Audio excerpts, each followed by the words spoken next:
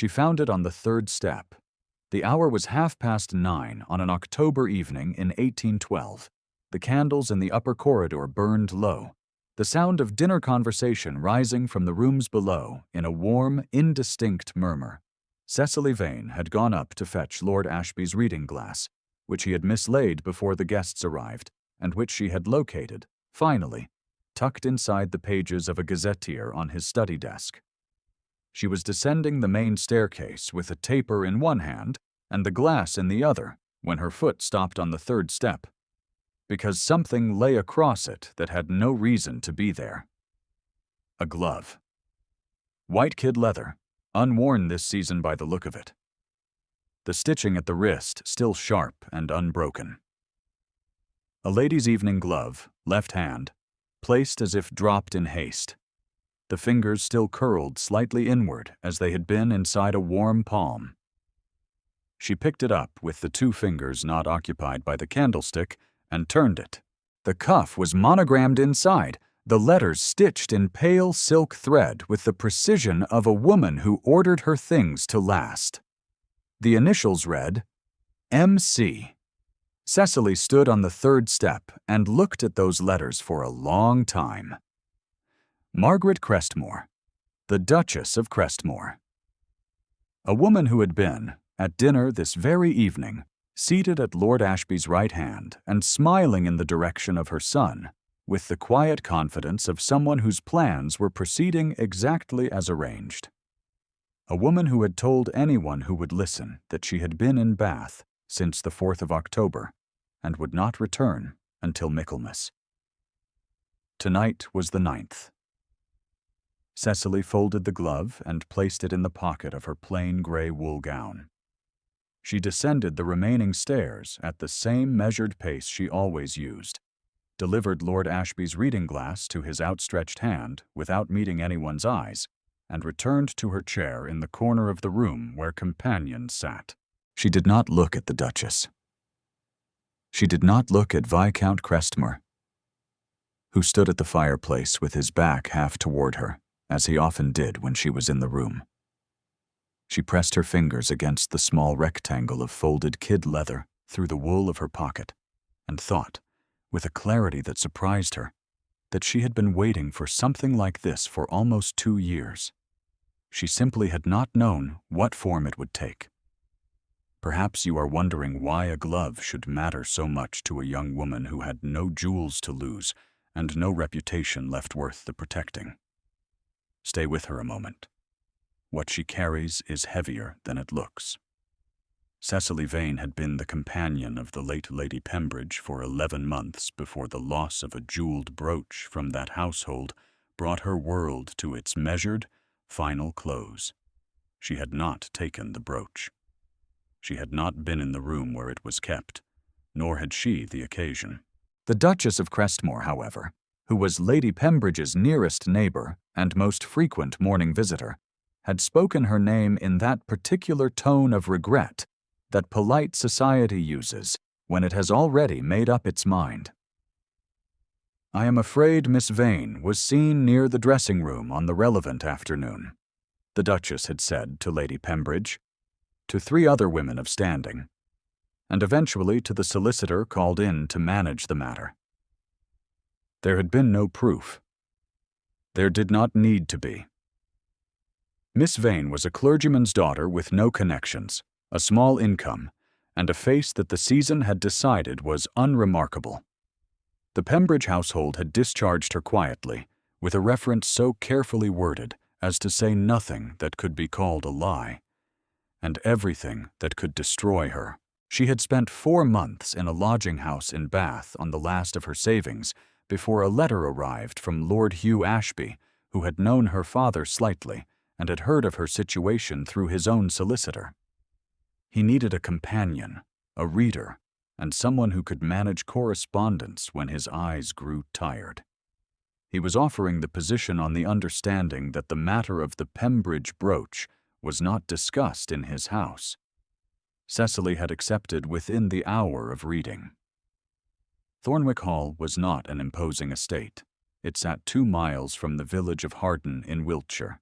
Grey stone and wide windows, the gardens running down to a ha-ha beyond which the fields stretched flat and quiet in the October cold. Lord Ashby was 72 years old, a widower of long standing, and inclined to speak very little while still managing to convey a great deal. He called her Miss Vane. He left books on her desk that he thought she would find useful, sometimes with a slip of paper marking the relevant passage, the handwriting small and deliberate, and betraying none of the tremor that had begun to affect his spoken voice. He did not mention the Pembridge household, as promised, though she suspected from the set of his mouth on certain evenings that he had formed his own conclusions about what had occurred there. She had been at Thornwick 6 weeks before. She understood what her daily work actually required. She read aloud for 2 hours each morning, while Lord Ashby sat in the deep chair by the study window, with his eyes closed and his hands folded, listening with an attention she had not encountered in any previous employer. She managed the household correspondence and drafted replies in his hand, which he signed without always reading, which told her he trusted the quality of her work.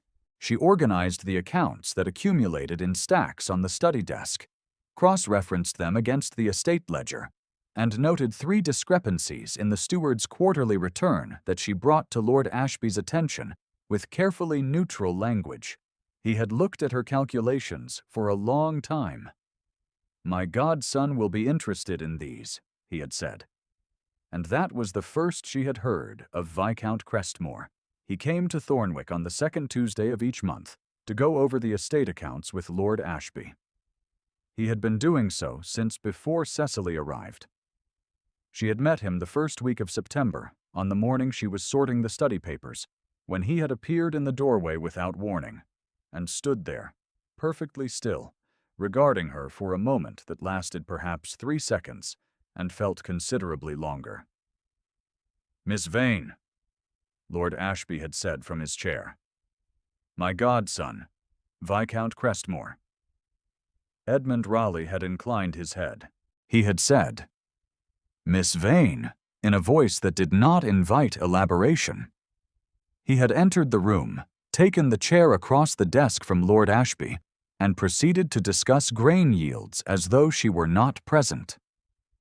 She had finished her sorting and left without being addressed again. This was, she would come to understand, his way of acknowledging that she was very much present.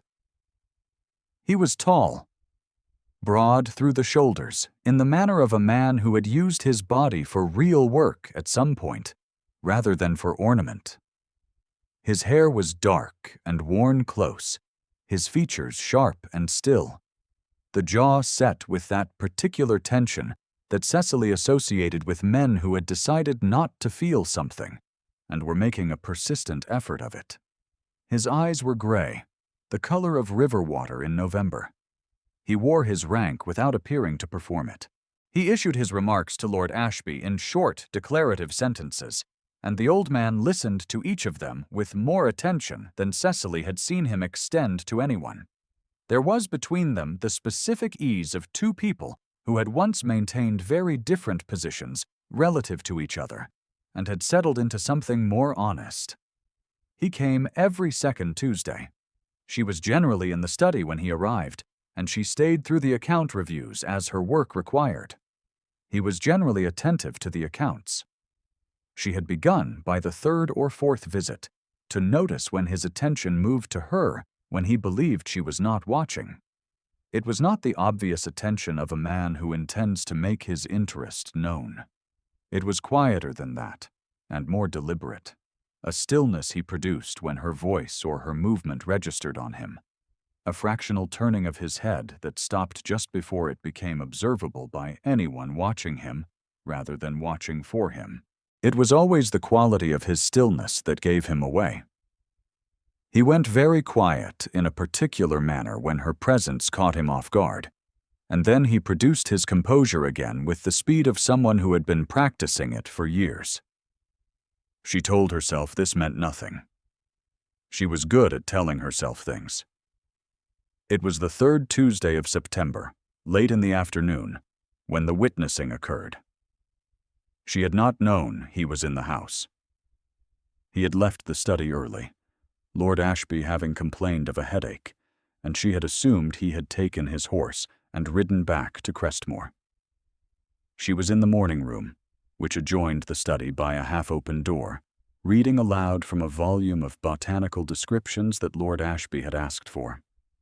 He sat in the chair nearest the east window, with the afternoon light on his face and his eyes closed, and she had been reading for perhaps 20 minutes when she reached a description of the autumn crocus that made her pause. "They are illustrated here as well," she said. "The artist has given them a rather mournful aspect. I think he has rendered them at the point just past their best moment, which is a strange choice, as the season was supposedly in celebration of them." She turned the page and described the image, adding in a quiet voice that the artist had also included a small beetle at the lower corner that had no botanical justification and seemed to be there purely because the man had wanted to paint a beetle. "I hope," she said, "that the beetle enjoyed his moment of inclusion." Lord Ashby's shoulders moved in a way that was almost laughter. She had been reading for another quarter of an hour before she looked up and saw Edmund Raleigh in the doorway. He had clearly been there for some time. He was standing with one shoulder against the frame, his arms at his sides, watching her with an expression she had not seen on him before. Not the composed attention of the study, not the careful neutrality he produced in company. Something else. Something quieter and less defended. She closed the book. He straightened, inclined his head, and left without entering the room. He was gone from the house before she reached the corridor. Lord Ashby, she discovered, had been awake for most of it. The Duchess of Crestmore had not come to Thornwick Hall since Cecily's arrival, which Cecily understood to mean that the Duchess knew she was there and had made a decision about it. When the invitation to Lord Ashby's October dinner arrived, and the Duchess accepted it, Cecily learned of this from Mrs. Pelham, the housekeeper, who mentioned it in the measured tone of someone conveying a warning. "Her Grace will be attending with Lord Crestmore," Mrs. Pelham said, "and I believe Lady Sophronia Holt will join the party as well." "Thank you, Mrs. Pelham," Cecily said, and went back to the letter she was transcribing for Lord Ashby. That evening, she had stood at the window of the east corridor watching the carriages arrive in the last of the October light. The Duchess descended first, dark silk and a rope of pearls that caught the lamplight even at this distance, her movements unhurried in the manner of a woman who has never once been somewhere inconveniently early. Lady Sophronia Holt followed, blonde and slender, and dressed in ice blue with the assurance of a young woman who had never in her life been in a room where she was not immediately recognized as the most eligible person present. Edmund descended last and looked up at the house with the expression of a man about to perform a necessary duty. "Come away from the window." She startled. He was standing 3 feet away, having come up the corridor without her noticing, his hat still in his hand from the carriage. "Come away from the window," he said again. His voice was level. "Sit down." She moved away from the glass. She did not sit, but she moved, which seemed to satisfy him. He looked at her for a moment in the corridor's half-dark. "My mother is going to say something this evening," he said. "Probably before dinner, to Lord Ashby, where you will not hear it, but will be expected to feel its effects nonetheless. She will not say it to your face. She does not do things to faces." Cecily looked at him. "I am aware of your mother's methods, my lord." Something moved in his expression that was not quite anything she could name. He inclined his head and left her. The Duchess said it to Lord Ashby before the first course.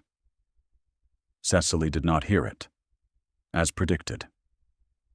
She heard it from Mrs. Pelham, who had been passing the drawing-room door with a tray and had stopped. "I understand you have engaged that thieving companion again, Hugh," the Duchess had said, her voice perfectly mild. The way a woman's voice is mild when she knows the words will do their work without the assistance of volume. Lord Ashby's response, if he made one, Mrs. Pelham had not caught. Dinner was 12 covers.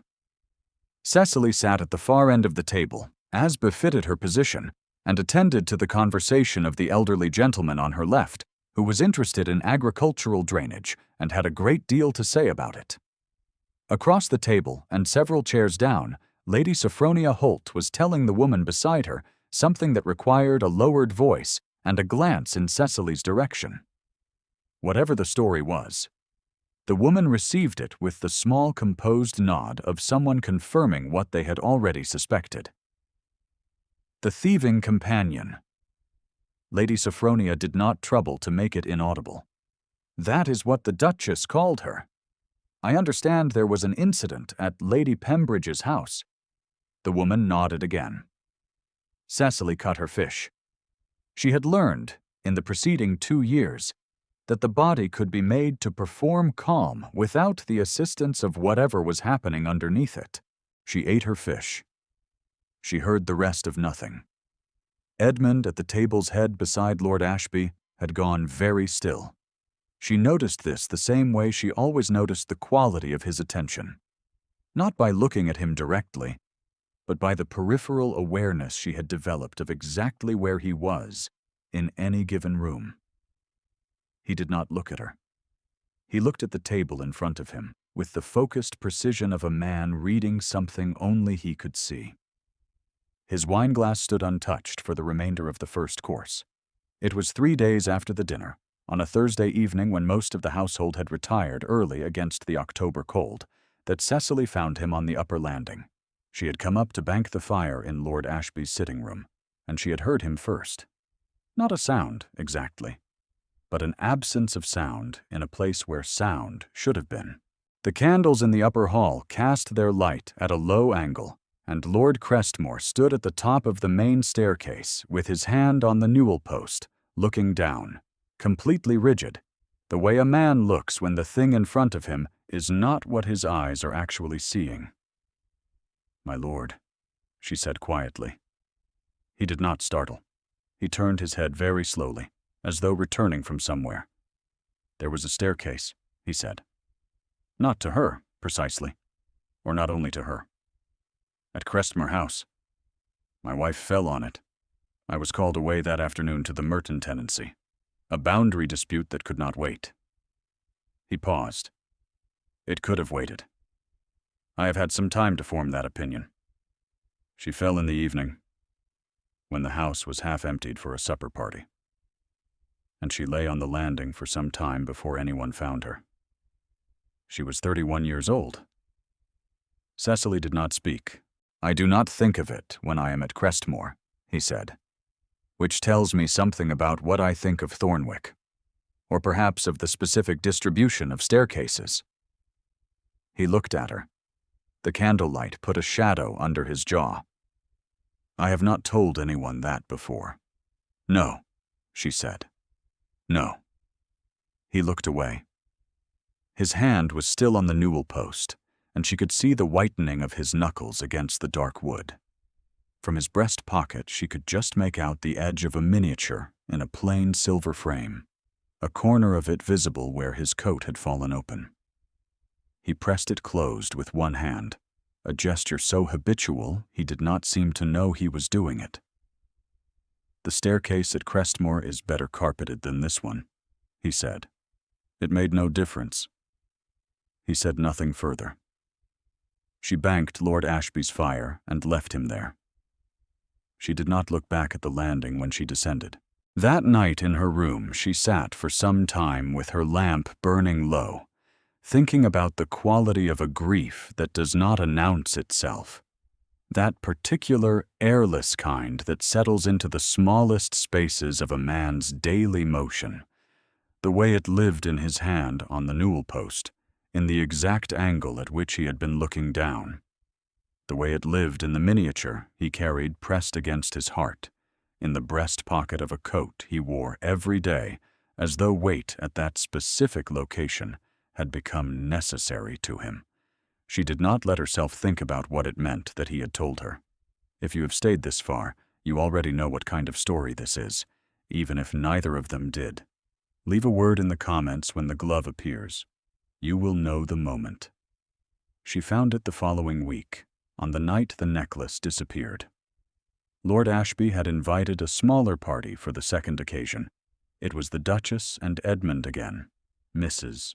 Elliot and her husband from the neighboring parish, and a Mr. Forsyth who had business in Hardin. The Duchess arrived with Lady Sophronia Holt once more. The house was full and warm, the fires well attended, the dinner proceeding quietly through 4 courses, while the wind came up outside and pressed against the dining-room windows with the purposeful pressure of November arriving ahead of its date. It was during the second rubber of cards that Mrs. Pelham appeared at the drawing-room door and asked if she might speak with Cecily. She had the expression of someone managing a piece of news that required managing. Lord Ashby's mother's garnet necklace was missing from the glass case in the upper gallery. It had been there at noon. It was not there now. Cecily felt the small, cold certainty of it settle into her chest before Mrs. Pelham finished speaking. She excused herself from the drawing-room and went to confirm it herself, though she had already known what she would find. The case was open. The red velvet was empty. The garnets, which were not especially valuable but were the last thing Lord Ashby possessed of his mother's, were gone. She was still standing in the gallery when Edmund appeared behind her. "My mother says she was in Bath since the 4th of October, she said, without turning around. She told Lord Ashby so at dinner. She told Mrs. Forsyth tonight." "Yes," Edmund said. "She told you, I imagine." A pause. "She told me before we arrived. She wished me to understand that her movements had been entirely accounted for, and that any suggestion to the contrary would be both ungrateful and unfounded." Cecily turned around. His face in the gallery candlelight was composed and still, and giving nothing away about how much effort that composure was costing. She studied him for a moment, and then looked at the empty case. "I would like to tell you something," she said. "I would ask you to hear it completely before you respond." He said nothing, which she had learned to read as assent. She took the glove from her pocket. She had been carrying it for a week. She had not shown it to Lord Ashby, nor to Mrs. Pelham, nor to anyone. She had kept it folded in the deep pocket of her gray wool gown, and touched it every morning with the same deliberate pressure with which other women touched a talisman, simply to confirm it was real. She held it out to him. "I found this on the 3rd step of the main staircase on the night of the dinner, before you arrived, before anyone, according to Mrs. Pelham, had been upstairs." He did not take it immediately. He looked at it. The white leather caught the candlelight and gave it back. "Give it to me," he said, his voice very low. "Do not let go of it until I have it in my hand." She transferred it directly. He turned it to the cuff, where the MC sat in its pale silk stitching with the patience of evidence that has been waiting to be found. The Duchess had been here on the 9th of October. She had gone upstairs, and she had left in sufficient haste to lose a glove on the 3rd step. She had told her son she was in Bath. She had told Lord Ashby she was in Bath. She had told anyone who might later be asked that she could not possibly have been at Thornwick Hall on the evening in question. The silence in the gallery went on for some time. The wind pushed at the window above the case. A candle in the bracket to Cecily's left guttered and recovered. "My mother," Edmund said at last. He did not finish the sentence. His thumb moved once across the stitched letters, as though he were reading them by touch. "Yes," Cecily said. "She told me you were seen near the Pembridge dressing room." "I know." She told me this before she made the same claim to Lady Pembridge's solicitor. I know. He looked at her directly for the first time since entering the gallery. His eyes were very steady. She has been certain, since August, that I am forming an attachment she considers unsuitable. She told me so plainly at Crestmore in September. She asked me to reflect on the Pembridge matter and consider whether my judgment was sound. "And did you reflect?" Cecily asked. She kept her voice as level as his own. "I reflected," he said. "I concluded that my mother had not been in Bath since the 4th of October. He looked at the glove in his hand. I did not yet know how I would demonstrate it. It was Mrs. Pelham who, when asked the following morning, confirmed that she had seen a figure on the upper landing on the night of the dinner. She had assumed it was Cecily, who had gone upstairs for the reading glass. She had not looked closely. The figure had been wearing dark silk, though, and Cecily's gown was gray wool, and Mrs. Pelham had been keeping that distinction to herself with the quiet discomfort of someone carrying a stone in a shoe. "I did not think it was my place," Mrs. Pelham said, which was the most honest statement Cecily had heard in 2 weeks. The night before Mr. Tuke, the solicitor, was sent for, Cecily was in the study returning the Gazetteer to its shelf when she heard the underfootman mention, in the passage outside, what the Duchess had said to the coachman that afternoon before departing. He had heard it from the hall-boy, who had been cleaning the lamps. The Duchess had said it with the conversational ease of someone who does not realize they are being overheard, or does not care. "The thieving companion will have manufactured some tale. She is inventive. That much I will grant her. It will come to nothing." Cecily put the Gazetteer on its shelf and stood for a moment with her hand still on the spine. The Pembridge accusation had been managed with such elegance that Cecily had spent months convincing herself she was wrong about its origin. She had told herself, in the lodging-house in Bath, that the Duchess had merely passed on what others had said. That she had been careless, perhaps, but not deliberate. That a woman of her station had no particular reason to destroy a clergyman's daughter who had done nothing more than occupy the same house for 11 months. She understood now that she had also witnessed something in that house that she had not, at the time, recognized as significant. She had seen the Duchess leaving Lady Pembridge's morning room with a reticule that sat oddly at her hip, the brooch's clasp shape visible through the silk. She had been a companion of 11 months, unremarkable and unremarked upon. She had not known what she was looking at. She understood now. Then she took the glove from her pocket and looked at it for a long time. Mr. Tuke arrived the following afternoon at Edmund's express request. He was the same Mr. Tuke who had handled the Pembridge matter, and he entered the drawing-room of Thornwick Hall with the look of a man who understood that his presence was not accidental. The Duchess arrived 1 hour after Mr. Tuke, having been sent for by her son. She came into the drawing-room with her usual composure intact, settling into the chair to the right of the fireplace, and arranging her skirts with the particular precision of a woman who has never once in her adult life been placed in a position she could not manage. Lord Ashby sat across from her. Cecily sat to his right. Edmund stood at the mantelpiece with his hands behind his back. Mrs. Forsyth had told 3 people about the missing necklace. Those 3 people were in the room, standing near the window, with the specific quality of attention that a drawing-room full of witnesses produces, the sort of attention that will be reported accurately and at some length to anyone who asks.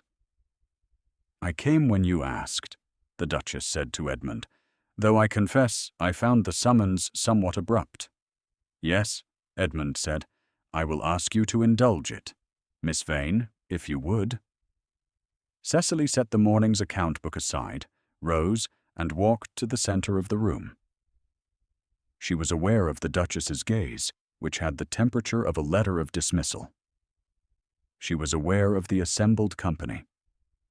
She was aware that her hands, where they rested at her sides, had gone very cold. She was also, underneath all of this, entirely calm. She had been carrying the glove for 10 days. She had been carrying the accusation for 2 years. Both of them had been waiting for this room. 7 days ago, she said, addressing the room and not the Duchess, on the evening of Lord Ashby's first dinner of this month, I was descending the main staircase at approximately 9:30 when I found a glove on the 3rd step. She paused, and the pause was not nervousness but deliberate wait. A white kid evening glove, left hand, initialed inside the cuff. Her Grace has, throughout this period, maintained that she was in residence in Bath from the 4th of October, and did not return until after Michaelmas. The 9th of October, the night of the dinner, fell within that period. She looked at the Duchess. I would ask your Grace to explain the presence of her glove on the stairs of a house she was not in. The Duchess said with very great composure, I have no idea what you are suggesting. Edmund crossed the room, 3 even strides, and placed the glove on the small table at the Duchess's left hand. The MC faced upward. The Duchess looked at it. One of her hands, in its gray glove, tightened slightly on the arm of the chair. She looked at the initials with the expression of someone reassessing the ground they are standing on. My mother was present in this house on the 9th of October, Edmund said, his voice entirely level. She entered the upper gallery, where Lord Ashby's late mother's necklace was kept in a glass case. She left in sufficient haste to misplace her glove on the 3rd step of the main staircase. She then presented herself to Lord Ashby, to Mrs. Forsyth, to myself, and to at least 2 other members of this party as a person who could not have been here. She has additionally, in the course of this week's events, once again suggested that Miss Vane is the relevant party in the disappearance of a valuable object from a household she serves. He looked at his mother directly. She did the same 2 years ago, at Lady Pembridge's house. On that occasion, there was no glove. The room was very quiet. Outside the windows, the October wind moved through the elms. Miss Vane found what my mother could not bury. She stays. The Duchess's composure did not shatter. It did something worse, which was that it remained entirely in place, while everything it had rested on shifted beneath it. She looked at the glove. She looked at her son.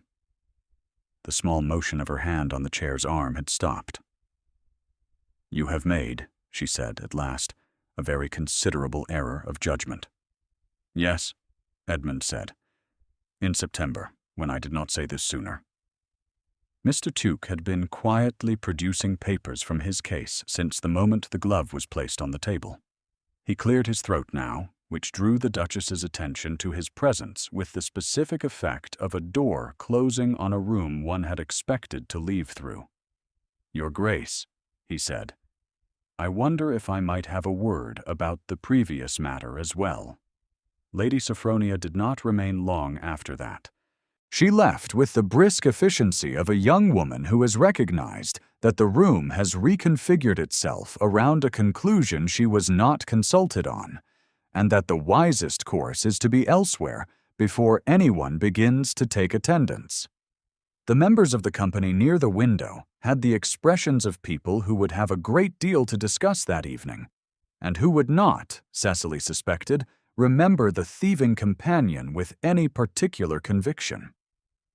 Lord Ashby, who had been sitting very still with his reading glass in his hand, placed it on the table beside him, and looked at Cecily with the particular satisfaction of an old man who has been waiting for a specific event for quite some time. Well, he said. The necklace was recovered from Crestmore House within the week. The Duchess departed for Bath in a carriage that did not suggest a planned return. Mr. Tuke drafted 2 letters whose contents were not disclosed to anyone in the Thornwick household, though their effects were evident in the subsequent silence of any person who had previously spoken of the Pembridge matter in Cecily's vicinity. The thieving companion was not spoken of again in any room that Cecily was likely to enter. It was Edmund who spoke to her 3 days after the drawing room, not in any formal setting, but in the corridor outside Lord Ashby's study, where she had come to retrieve the gazetteer, and he had appeared around the corner of the passage with the look of a man who has decided something and intends to say so without further postponement. "Lord Ashby has told me he expects to have the use of his study again by November," Edmund said. "He mentioned it to me as well," Cecily said. "I have a library at Crestmore that requires a great deal of organization. The cataloging has not been properly managed in 4 years."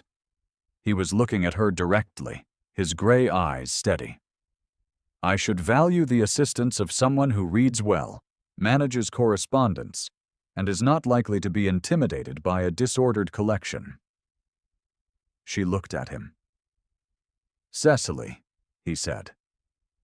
It was the first time he had used her given name, and he said it the way you say a word when you have been holding it back for some time, and have finally decided that the holding is no longer worth the cost.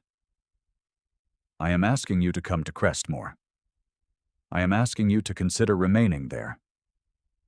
I am aware this requires a more formal conversation, and I intend to have it. But I find I cannot manage another Tuesday's accounts without saying this much first." The warmth had reached her face. She did not look away from him. "The staircase at Crestmore," she said. "You told me it is better carpeted." "Yes." "Then I imagine I will manage it." Something moved across his face. It was the expression, she understood, that other people had probably never seen on him, the specific involuntary relief of a man who has set down something he has been carrying for long enough that he had forgotten what it weighed.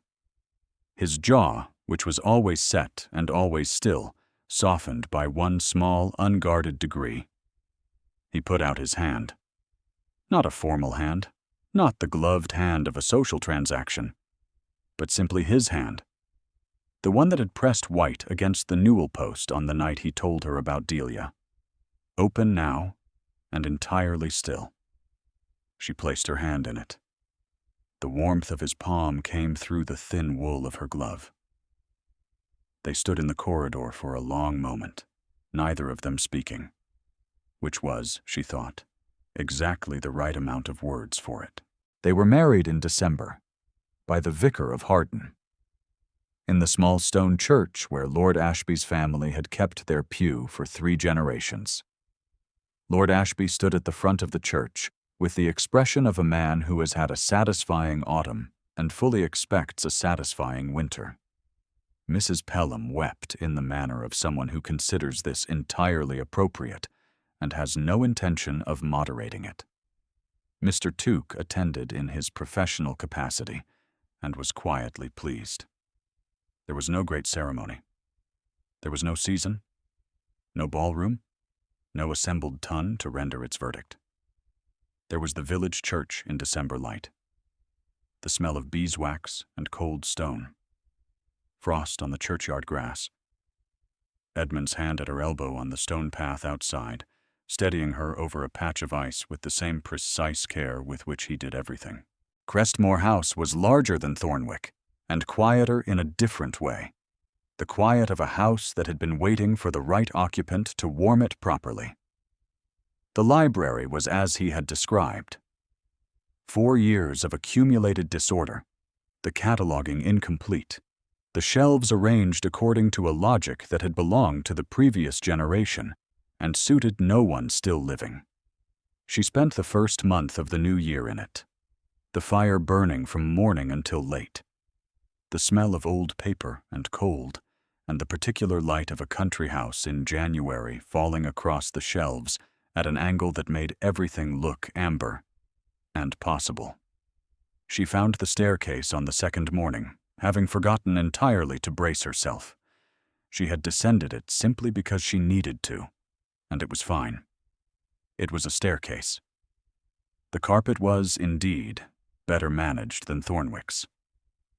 She thought of Edmund on the landing of that other house, looking down at something only he could see.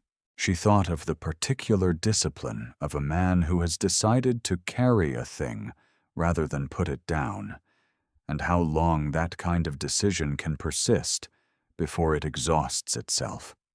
She thought briefly of Delia, not with jealousy, and not with sorrow exactly, but with the quiet acknowledgement that someone had loved this house, and been loved in it, and was not here now, and that the house had a different quality of silence because of it. She walked to the bottom of the staircase and continued into the morning room, where the fire was already lit and Edmund was reading the Post. He looked up when she entered. He said nothing. He moved the Post to one side to make room for the chair she generally used. There is a left-hand glove in the bottom drawer of the writing desk in the Crestmore House library. White kid leather, the cuff marked MC in pale silk thread, the stitching still sharp at the wrist. It is not kept there as evidence. The matter was long settled.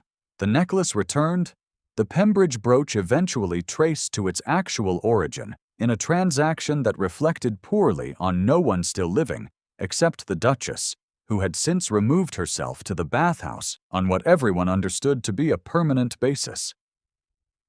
The glove is kept because Cecily put it there on the day they arrived, tucking it into the drawer with the deliberate care of someone establishing a fact about the place they intend to live, and she has not moved it since. She does not think of it often. When she does, it is not as evidence. It is as the small, ridiculous, left-handed thing that sat on the third step of a staircase and waited for her to find it on a cold October evening, at exactly the moment when she most needed something to hold on to. Something with weight to it. Something that could not be unmade. She is very glad she found it when she did. Thank you for staying until the end. If this story stayed with you, leave a thought in the comments. Every word is read.